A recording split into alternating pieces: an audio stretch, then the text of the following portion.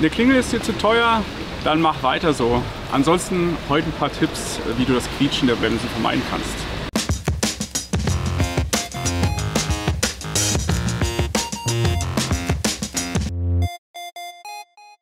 Hi, hier ist der Tobi vom Fahrradgeschäft Fitbikes und heute wollen wir mal ein bisschen über Scheibenbremsen quatschen, eigentlich viel mehr über das lästige Übel des Quietschens. Und dazu fangen wir mal an, aus was besteht denn so eine Scheibenbremse, was überhaupt quietschen kann. Ich meine, es geht los bei einem Hebel, das ist jetzt zwar der für die Vorderbremse, aber das könnt ihr euch vorstellen, dass es auch hinten das gleiche oder ähnlich ist.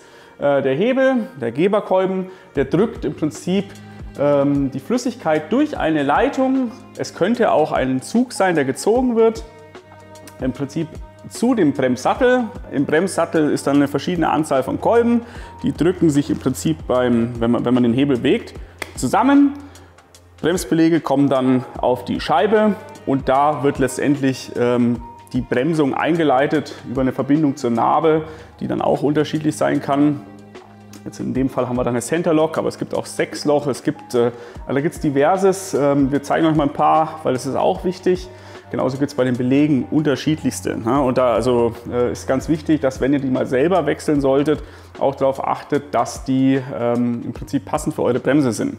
Shimano hat da ein ganz passendes Tool, da findet man es schnell raus, dass man da auch die richtigen verwendet. Oder es steht hinten auf dem Belag auch oft drauf, hier B01S oder G0 und wie sie alle heißen. Genau. Was ist jetzt der Grund für Quietschen? Das kann ganz unterschiedlich sein. Ganz wichtig ist, erstmal zu gucken, ist die Bremse denn trocken? Ne? Weil in dem Fall gilt es da nicht irgendwie sauber machen und weiterfahren, sondern da wirklich zum Händler oder ihr kennt euch selbst aus und guckt mal, warum ist das Ding denn undicht? Weil Öl ist ein möglicher Faktor des Quietschens. Ne?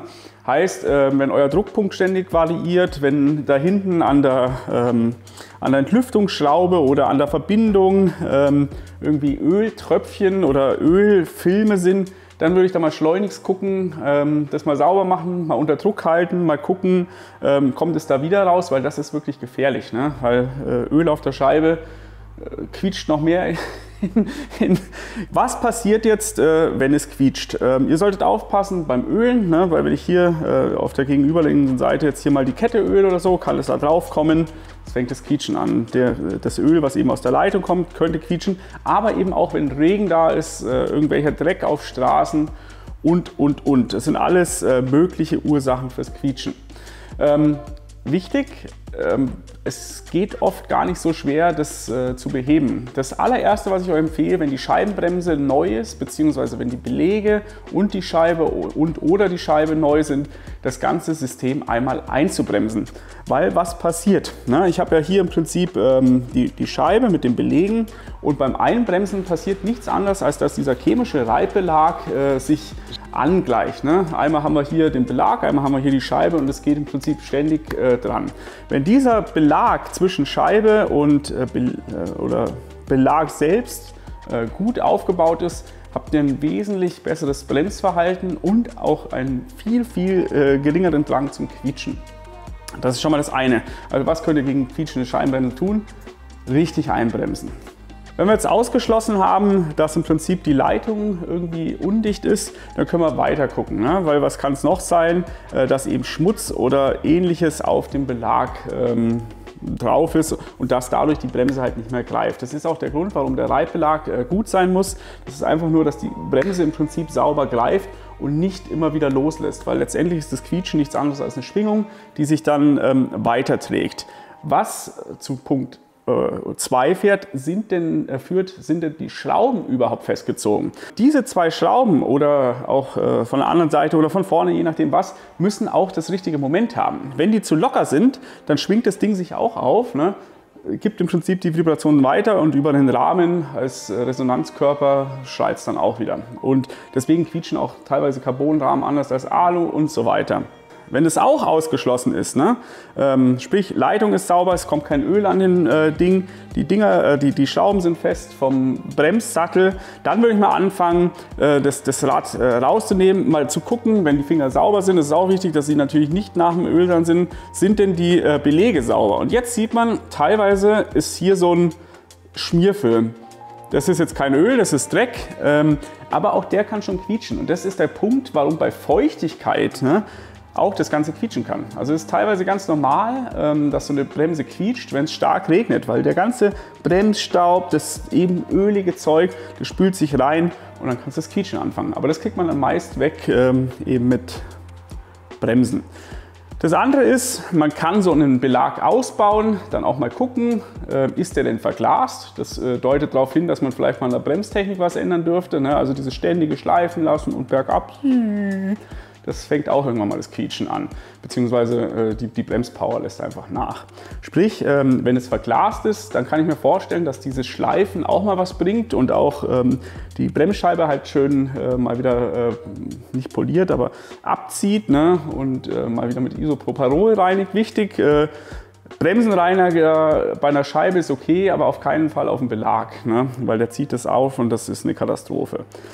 Sprich, das Bremsbeläge abschleifen kann in manchen Fällen helfen, wird es aber nicht immer, weil letztendlich ist so ein Belag wie so eine Art Schwamm und wenn da Öl drin ist und ihr schleift es ab, dann ist es halt auch hinten noch im Schwamm, ne? Also dann schmeißt ihr den Schwamm weg und kauft einen neuen. Die Scheibe kann man häufig retten, aber da muss man eben auch gucken, dass hier im Prinzip in den Luftlöchern hier und so in diesen Nachschneiddingern kein Dreck mehr drin ist. Das muss wirklich picobello sauber sein, weil sonst baut ihr einen schönen neuen Belag ein, das ist 2 Minuten still und dann fängt das Quietschen an, weil die Scheiße da drin wieder auf dem Belag landet. Was dann auch wichtig ist, ist die Scheibe richtig fest, ist der Schnellspanner richtig zu. Das sind viele, viele kleine Dinge. Deswegen nervt es mich immer, wenn Leute in die Werkstatt kommen mit quietschenden Belegen. Ihr seht, das ist ganz schön Aufwand, aber letztendlich, wenn man Schritt für Schritt vorgeht, kriegt man das doch in den Griff bei den meisten Systemen.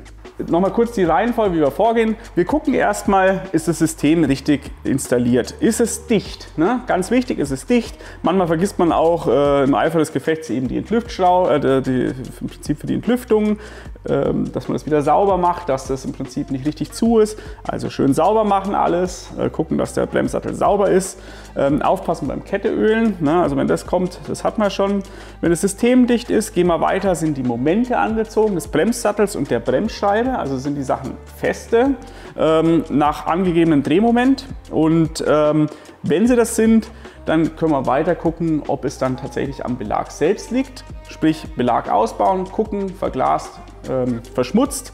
Gegebenenfalls dann agieren. Man kann es ja probieren. Ich meine, bevor man es neu kauft, ihr habt vielleicht zu Hause ein bisschen mehr Zeit. Wir schmeißen Belege auf der Werkstatt immer oder in der Werkstatt sofort raus, einfach aus sicherheitsrelevanten Gründen, weil wir müssen es ja gewährleisten und Bremssystem ist für uns kein Spiel.